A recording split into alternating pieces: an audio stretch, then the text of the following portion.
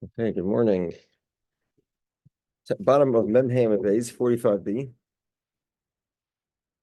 In the middle of a debate here about chalipin. Like we said, chalipin is, broadly speaking, using a shoe to acquire stuff, right? That's the classical example of chalipin, which you said was the story of Boaz acquiring from Pliny Almaini.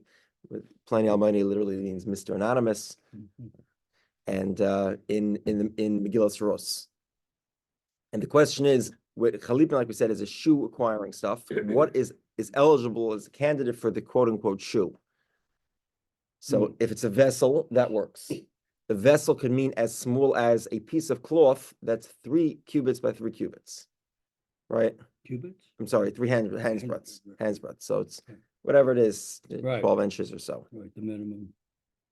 Or it could be something useful like a pen. There's a my yeshiva was once by a wedding, and by wedding you make a kinyan on the tnoim with a sudar, with one of these vessels. Mm-hmm. So there was no pen around, there was no cloth around, so he asked the chassan for his gartel. You know that we were on Shabbos, the gartel. So there's another yeshiva there who he thought he was quite smart. So he said to their yeshiva, he said, it's not a gimel al gimel, because the gartel is much narrower. Oh. So she told him in Yiddish, she says, I have 3 responses to you. He says, first of all, Taisa says you can count Eirach to Reichev, meaning it doesn't have to actually be 3 by 3. As long as cumulatively equals 3 by 3, that works. Moreover, if it's a beged choshev, doesn't need to be 3 by 3. Meaning if there's significant value to this type of garment, doesn't have to be 3 by 3. Then he said to him, he says, he's talking to a Chassidish kid, there's a Chassidish boy there. He says, I asked him for a Shabbos gartel. The joke was it was so wide, it was actually 12 inches wide. Okay. It's a famous picture of these two yeshivas laughing together at the last joke. Okay. Anyway, so that's a general rule of the 3 by 3. Okay, and it's like we said, anything useful. Now, what isn't eligible? So we saw yesterday is machlokes about money and a machlokes about commodities. That's what we kick off today. Meisvei, second to bottom line, 45b. A guy standing in the goren. Goren is a silo, a granary. Okay, so here's the problem. The general rule is we're talking about this gemara is a ma'aser sheni gemara. What is ma'aser sheni? Ma'aser sheni is a tithe. It's taken off on the 1st, 2nd, 4th, and 5th year of the shemitah cycle.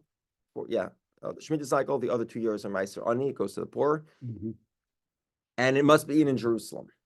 Now, like we pointed out yesterday, obviously it's not always practical to bring it to Jerusalem. You know, if you live in the northern part of Israel, by the time you bring it to Jerusalem, it's going to be rotten. So what do? You redeem it onto a coin. Now, 1 second. Just make sure this.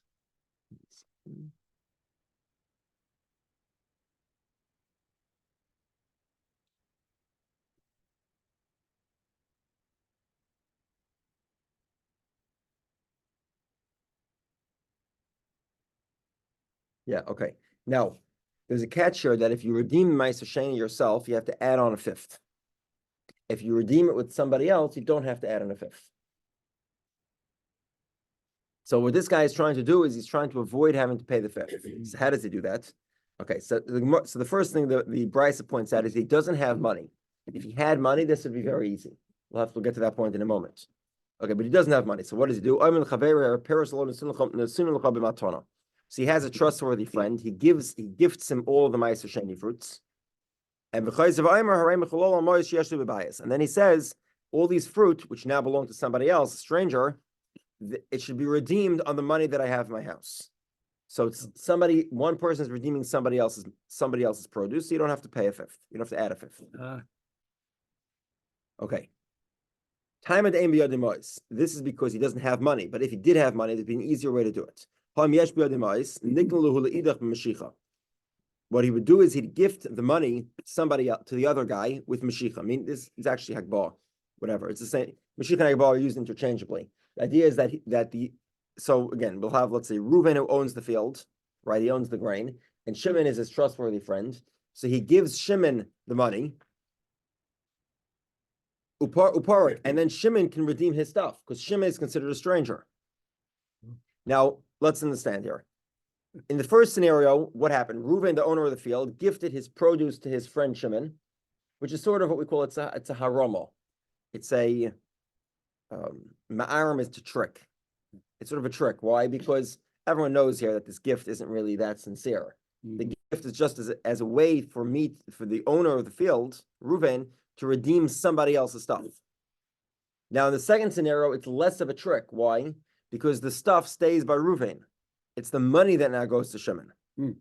So Shimon is actually redeeming something that doesn't belong to him and never did belong to him. So that's less of a trick. Okay. 1 second. Because this way, the guy who's the one who's redeeming it, which is Shimon, who's not the owner of the field, is a nachri. He's a stranger to Reuven. Reuven owns the stuff. Shimon is redeeming Reuven's stuff. Shimon's a stranger to Reuven. That makes a lot of sense. It's less of a trick. If you say okay, so now we have a very interesting proposal here.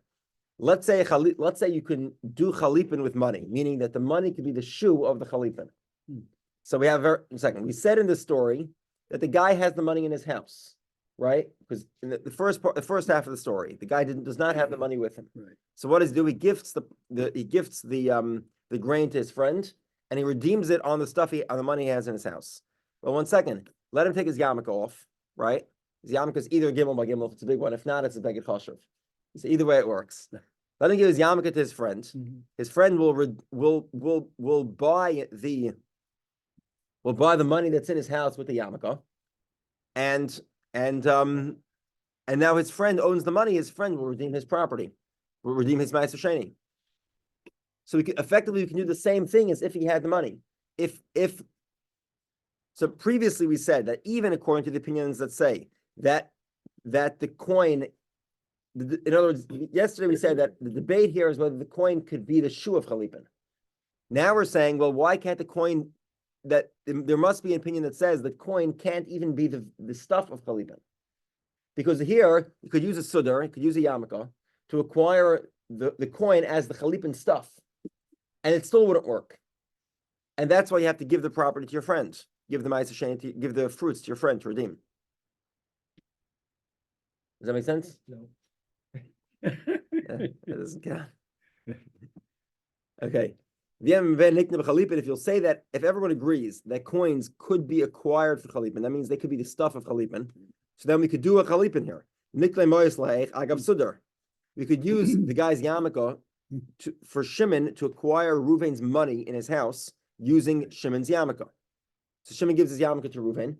Reuven, by acquiring Shimon's yarmulke, gifts Shimon the money in his house. And now Shimon is redeeming Reuven's stuff, which is always more preferred than the opposite, which would be Reuven giving his stuff, his ma'aser sheni stuff, to Shimon, and Reuven redeeming the stuff that was his a moment ago. No? No, it's okay. I'm processing. Okay. So Gemara says the Leslie Sudar. It's talking about a scenario where he doesn't have a yarmulke. He doesn't have. We'll soon see. This is not so easy to understand. He doesn't have any sudar. Sudar, like we said, is any garment that's 3 by 3. So when we say he has no sudar, you have to imagine what he looks like there, right? Right. So the Gemara says, we'll get to this. We'll get to it in a moment. So the Gemara says, agav karka. So fine, let him do chalipin using the property. It's called, what we call kinyan agav. It's not chalipin, it's agav. Agav basically means that I sell you property, and with the property. So we explained agav in the past. A very simple way to explain agav is, let's say I buy a house from you, right? I acquire the refrigerator with the house under normal circumstances. If it wasn't specifically mentioned in the sale document, under normal circumstances, it's considered that I bought the fridge and the dishwasher, and the microwave that's bolted to the house. Now, even though maybe the fridge is movable and probably the dishwasher might be also, and maybe the washing machine is too. None of these are really bolted to the house. It's connected with a pipe, but these are quick releases. It's not like they're really attached to the house, but that's normal. When you sell a house, you sell these big things that are included as well. Yeah. Similarly, it could be in a scenario where not only do you acquire the house, you might acquire some of the furnishings in the house. Right? The couch, whatever it is, if it was left in the house and it wasn't specifically specified in the contract, you acquire these things. Not only that, you could also acquire things that are outside of the house. So the guy could say, by acquiring my house, you acquire the barrels of wine I have in storage in a different property. It doesn't have to be on property. So the Gemara is saying, well, why can't the guy sell his friend the money by selling him the property that's underneath the money? So the money's in the house, it's in a safe.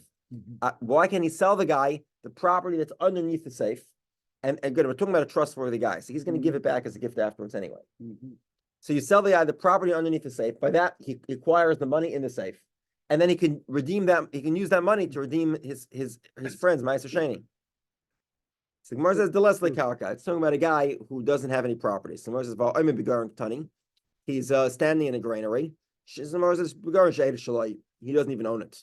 He doesn't own any property at all.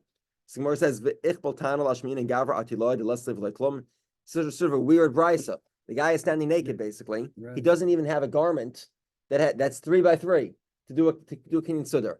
It's sort of a very like this type of explanation of a Gemara. Like it's such a weird scenario. Even in Portland, it's such a happening in this town. It's such a weird scenario that a guy is sort of stuck in the granary looking to redeem Ma'aser Sheni, and he's standing naked without anything. He doesn't even own any property. He owns nothing at all except for the grain. Sort of an unusual scenario. Right. Okay. Elalav shmamina. So it must be the real message of this brisa is ein matbea nikne b'chalipin shmamina.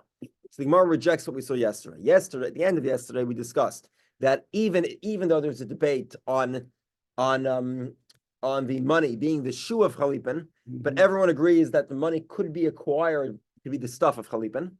And the Gemara is saying no, that as well is subject to a debate. There's definitely an opinion that states that the money cannot be the stuff of chalipin either. Okay. The Rav Papa himself changed his mind. He had Rav Papa have a tracer alpha dinari beichazoi.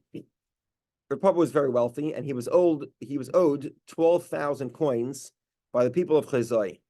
Whoa! So he it's a lot of coins. Now, so here's the problem. Okay, Chazoi is here. Rav Papa lives here. He doesn't want to travel to Chazoi to get his 12,000 coins. Now, apparently, Rav Papa's trustworthy agent, who was Rav Shmuel Baracha, was quite intelligent too, and he said, "Look, I'll go get the money from you, but I'm not taking responsibility. Meaning, I'm not even going to be a shomer chinam. I don't want to be a watchman. Nothing." So what did he do? What was the arrangement? So this was the arrangement. Are we on 45? We're on 46A. Sorry, 46A. 46A. We're about a third of the way down the page, and at Bei Chayzoi is the first word line. Bei Yud. I see it. Okay, so what did he do? So he said, "Look, the money here is right now in the storage house of my house in Chazoi, in this town, this distant town.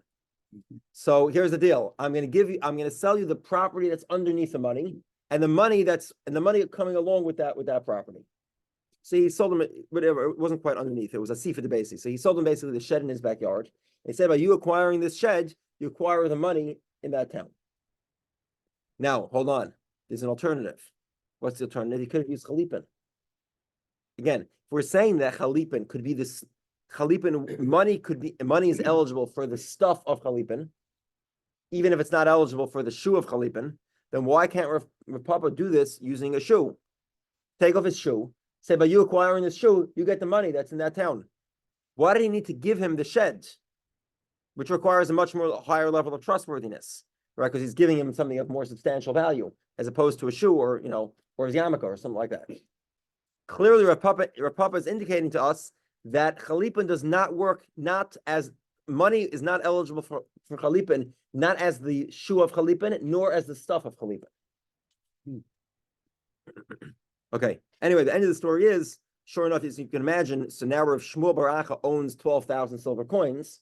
It's a lot of trust. $12,000 worth of trust there. Right. So Rav Papa basically, as soon as he was close enough to be escorted, Rav Papa ran out to escort him to make sure that he would get his money when he came to town. So he also when he came, he went down to the town of Tovach to escort him to make sure he gets to keep his money. Shouldn't have that much time to think about changing his mind.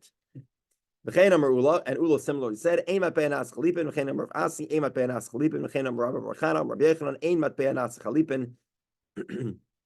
coin could be neither the shoe nor the stuff of chalipin. So Rav Abba asks Ula, so a guy hires workers Chamorah are typically like the laborers that carry they carry stuff. They're porters. Thank you. Poilov is more of like a skill type of labor. Poil, by the way, is also typically, I believe, an hourly worker, as opposed to a job worker, which would often be called something else, either a kabbalah or an uman. We'll get to it. We'll get to it later in the Masechta. Okay, so the guy has porters and he has laborers, and these guys want to get paid, right? The guy promised he's going to pay them by the hour, and now it's time to get paid. So what does do? This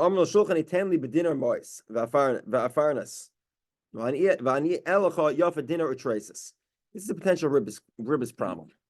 What does the guy do? He says to the money changer, he says, look, he says, I need an advance of $1,000. And I'll pay back $1,000 plus a tresis, which is an additional coin. Sounds like ribbis if it were to be a loan, but it doesn't necessarily have to be a loan. This is I don't know how many of you are following the latest ways to make money, but the past 5 years has been more than 8 years, it's been a new burgeoning business called cash advance. Familiar with that? Oh yeah, sure. Yes. It skirts all the usury laws. Okay. So you're not allowed to lend money more than 25% interest, but you're allowed to buy future revenue. It's a purchase. It's called a cash advance. I'm advancing you the cash of your future revenue, and then there's no usury laws, and don't ask what. It's a little like Israel bonds, yeah. No, Israel bonds don't pay anything. These cash advance you're talking about. Well, they're talking about the same principle, the same idea. No. This is 50 to 100% interest a year with penalties of 75% APR. It's like ridiculous. I have a cousin who's a millionaire and doing this stuff. He only does it to wealthy businesses. He only does it to wealthy businesses. Takes them for a ride. Anyway, but the businesses that he gives it's the only way they can raise capital. Nobody would give these places a loan because they're too risky. Your loan you can only get a max of 25% a year, but cash advance they're able to get cash advances. Okay. Okay, so what happens in the Elachal Yafa dinner traces? Okay, so here, so we'll have to see the details. So what happens? He says, look, I got the money in my house. I needed money advanced to me right now because these guys are nudging me. They're bothering me. They want to get paid. So give me the $1,000 and I'll give you $1,020 for the money that I have in my house. So Gemara says, Im yeshloi, if he has the money in his house, Im yeshloi mois mutter, if he has the $1,020 in his house. So what he's really doing here is he's not. Let's pause here for a second. Pause in this Gemara. Let's go to Ezer Neshech for a moment. We said Ezer Neshech is the next parak. It's going to deal with interest. I can mention to you one of the most difficult parakim of Seder Nezikin. Now, one of the key concepts of Ezer Neshech, which we'll get to, is called Kol Agar Noter Osir. What does Agar Noter mean? Agar Noter means the payment for waiting. It's a simple way to define interest. Interest is payment for waiting. So I wait to get my money. You pay me interest for that. Now, in this case, that the guy has the money in his house, is there Agar Noter? There's no Agar Noter because he has the money today. As a matter of fact, you can even take the money in my house right now. It's much more like a sale. It's look, the money's coming right. It's coming en route. You're buying it in advance. You're purchasing it. It's only going to get it tomorrow. It's not a loan because the money, it's sort of a sale. It's not really a loan. Okay. So if he has it's mutter, it's permitted. If he doesn't have the money, so then it's a loan because you're not going to get paid back right away. So then also is prohibited. Now, so if he does have the money at home, what happens? We say it's a sale, right? But exactly what type of kinyan is being used here? Chalipin, presumably, right? You're by me purchasing the $1,000 from the money changer to pay the laborers, I am gifting the $1,020 in my house to the money changer. That is chalipin. Well, clearly here chalipin works not only for the stuff but also for the shoe. This is a chalipin on both sides. It's chalipin, right? Money is being exchanged on both sides. So well, if there's chalipin, then it makes sense. This is legitimate. Why? I'm selling you 1,000 for 1,020 because this 1,000 is more accessible. Fine, that makes sense. But if it's not chalipin, then it's a loan effectively. Well, if it's a loan, it should be ribbis. Havle halva v'osir. It should be prohibited. It should be a problem of charging interest. Eric, we're together? Yes. Interest is like Israel bonds. Exactly. Okay, maybe we're talking about prutatos, the leka alayotiva, the idi perahava, which imhachi niknu b'chalipin. Okay, what are we talking about? Prutatos are blanks. So you go to the mint in the modern day. Apparently back in the day, my father said when he was a kid, he used to go to the mint in Philadelphia. They mint the coins. They used to actually roll the copper on site. They used to buy the raw materials. They used to roll it out, punch the blanks, and then strike them. But now they don't do that anymore. They buy the blanks beforehand. Now these blanks obviously are blanks of commodity. In English we call these bullion, right? Bullion is obviously a commodity. It's not money. So if it's bullion, there's none of these questions apply. We're not dealing with money. Sorry? It's not money till it's stamped. Exactly. So these blanks are all bullion. So what's going on here? It's a bullion trade. This guy's giving him, X amount of ounces of bullion, and the other guy is transferring back those amount of ounces plus a little more of bullion. But it's none of this is money here, and it's nothing to do with chalipin. And if you remember, we said what's the reason why matbea ain't asa chalipin? Because they're struck, and because the strike is considered intangible. There's the fact that it's governmentally recognized is what gives it its value, in addition to the bullion value as well. But there's a marginal premium for the fact that it's struck. You're actually getting coins that have that are imprinted with whatever it says on it. So therefore, we said that the currency could, it depends on how valid the government is, and it could change, and it does change frequently. So that's considered intangible. However, if you're dealing with bullion, there's no strike on the currency, on the blanks. So then there's none of these rules pertaining to chalipin applies. It's commodity for commodity, and that works, except for Rabbi Nachman, like we pointed out previously. Okay, because Rabbi Nachman says that commodities cannot serve as the shoe of chalipin. Okay, 1 second. Okay, Amrulay, so he says to him, you're right, take an the Tani Yafa dinner utrace, but Tani dinner Yafa utrace. Basically, the guy says to him, I want $1,000, and I'll give you Yafa dinner or Tracy, the value of 1,000 plus a 20. V'loitani dinner Yafa or Tracy. If he was giving him money, he would say, I'll give you a good coin plus $20.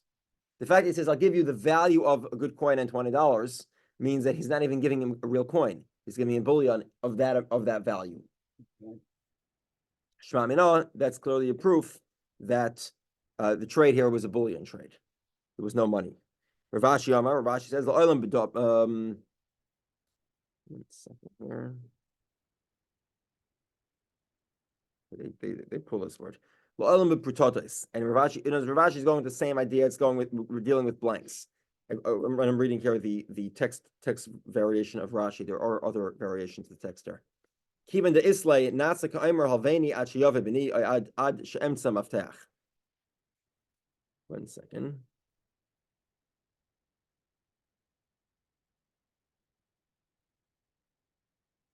Okay. However, Rashi says what's going on here is that there's a loan of there's a loan of commodities here. 1 second.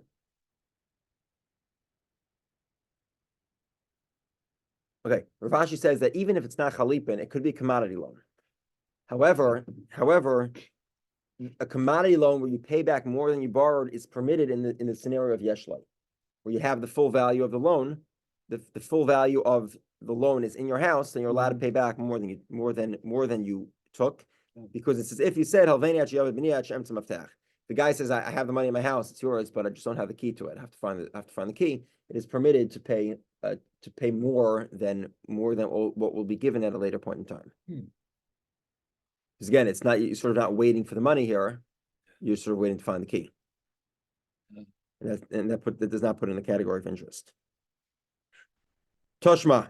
Okay, so this is a Mishnah in Kedushin. The Mishnah here is talking about Chalipin. How does the Mishnah describe Chalipin? It's a kol hanasa domim ba'achar. Anything that creates money.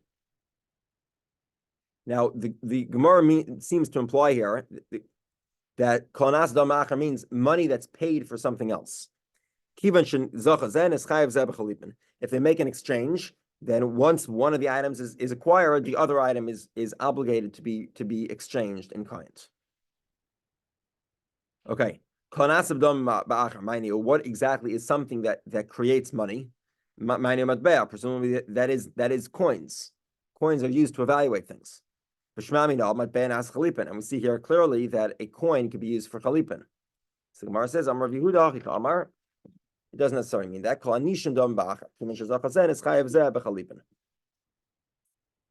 hanisha means that which is meaning we're not talking about money that's used to buy to evaluate things.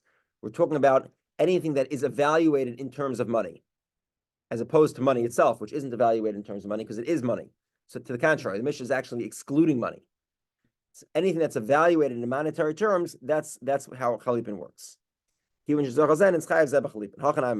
makes sense. Because if you look, what's the example the Mishnah gives? You exchanged an ox for a cow or a donkey for an ox. Well, what does that sound like? Doesn't sound like money to me, right? Clearly, the Mishnah's example is an example of commodities. So Shmamino, we see clearly here that chalipin is not referring to the chalipin of the Mishnah Kedushin is not referring to money. It's referring to an exchange of two items, a barter. Yeah, I was just considered like bartering. According to that which we discussed initially, that we're talking about coins. My Ketzad, what's an example? How would you even read the second half of the Mishnah? As Ketzad, the Mishnah, initially we understood the Mishnah to be referring to money. So you're doing chalipin with money. Then why doesn't the Mishnah give that as an example?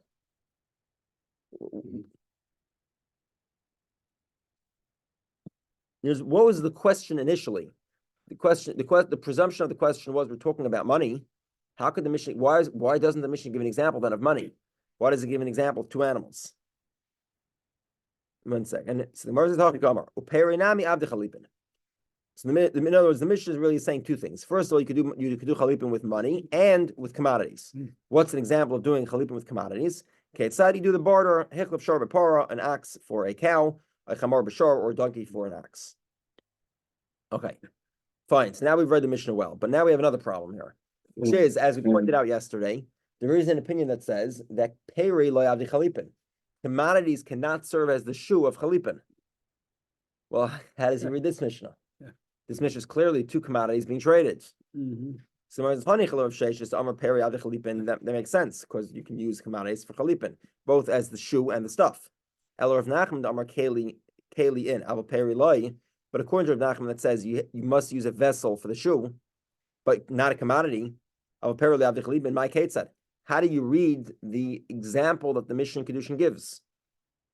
Okay, so now before we see the Gemara, let's just explain it outside. Basically, the Gemara's resolution here is going to be as follows. The explanation is that what's actually going on here is like a sale. So what's happening is that I'm buying I'm buying the value of your ox. Yeah. I'm paying you for the value of your ox, and the money that I'm paying you is the value of my cow or my donkey. So it's really a sale. It's really a sale here, but the payment. So it's like chalipin because it looks like it's a barter, but actually it's kinyan kesef. It's a monetary payment. Now, as you might presume, we've already discussed this that money doesn't work, right? In order to execute a kinyan of a sale, it's dependent on the buyer acquiring the stuff that's being purchased, not on the seller receiving the money. And we pointed out there are two reasons for that. Either because there's no such kinyan of kesef, using money to acquire something that does not exist. We'll talk about that at length. Obviously it exists in context of kedushin. You can marry a woman that way, fine, but it doesn't exist in terms of acquiring objects. Or because or because it's a concern that we want to make sure that the buyer has his stuff. Because if the stuff remains in the seller's possession, the seller has no incentive to save it in case of fire. So therefore, the rabbis negated any possibility of kinyan kesef. They said it does not depend on when the seller receives the money, rather it depends on when the buyer receives the goods. And this way the buyer is going to remove the goods from the seller. Presumably the buyer will remove the goods from the seller's domain. At least we've begun that process. If he doesn't finish it, then that's his fault. Okay, now So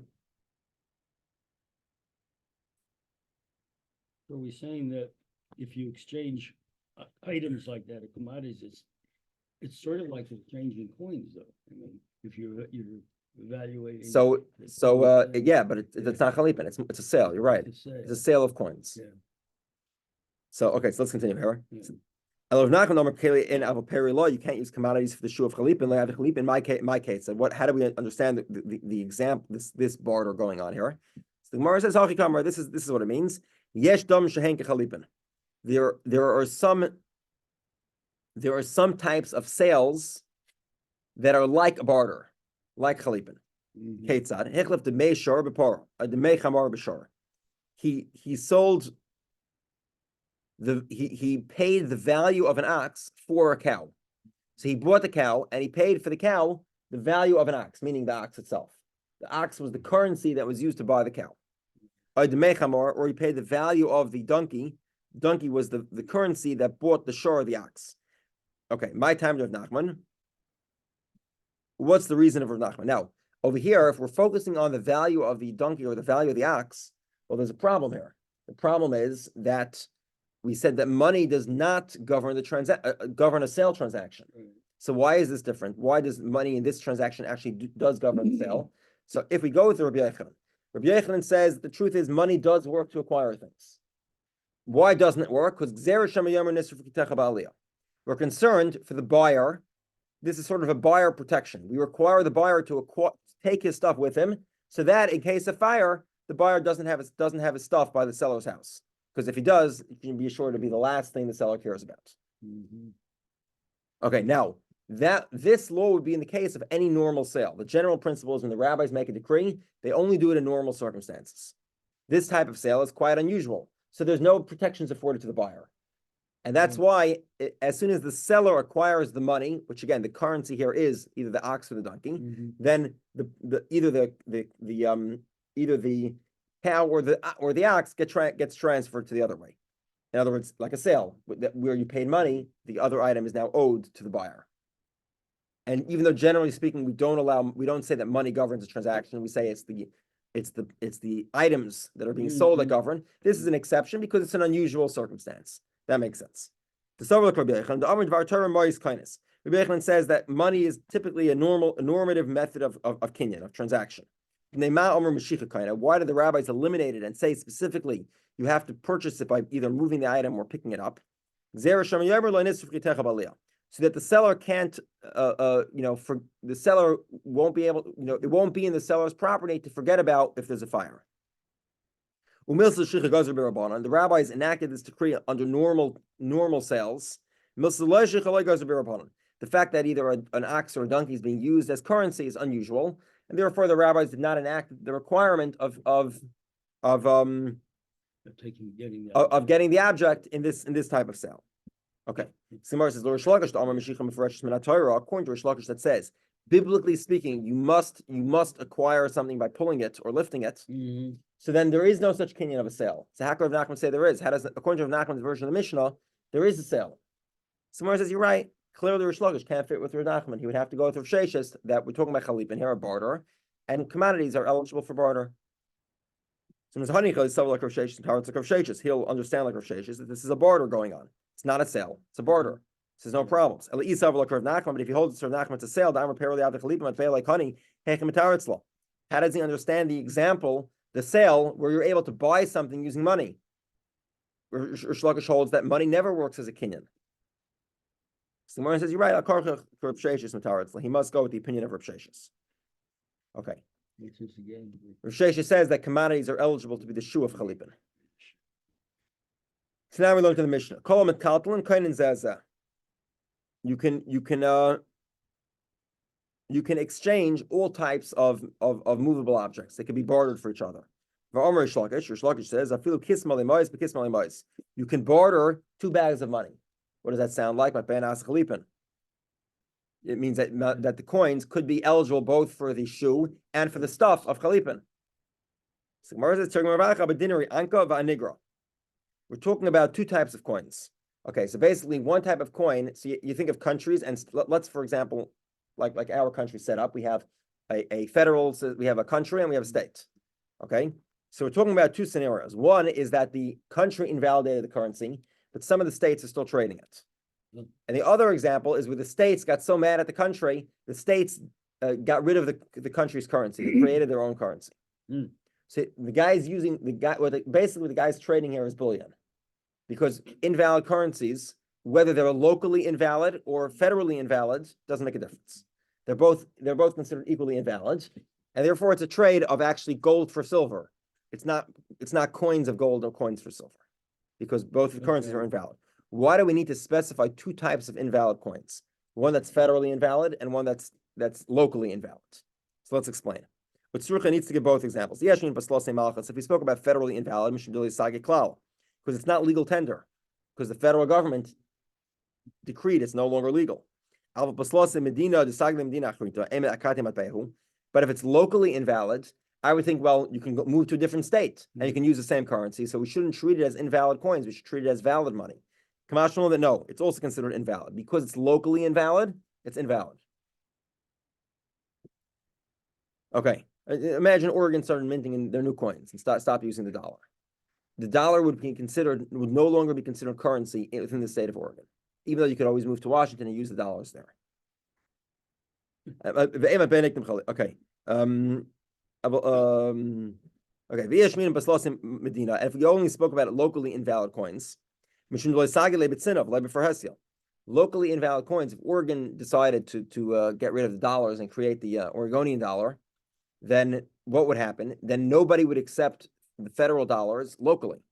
They'd only accept the local currency. And this is true both in public and in private, right? However, if it's federally invalid, right, I'm sure everyone knows after 1933, not all the gold coins went back to the federal government. Most of them didn't, right? The 1933 became illegal to own own gold coins or gold bullion. Right. And you had to turn them to the government and you got reserve notes instead.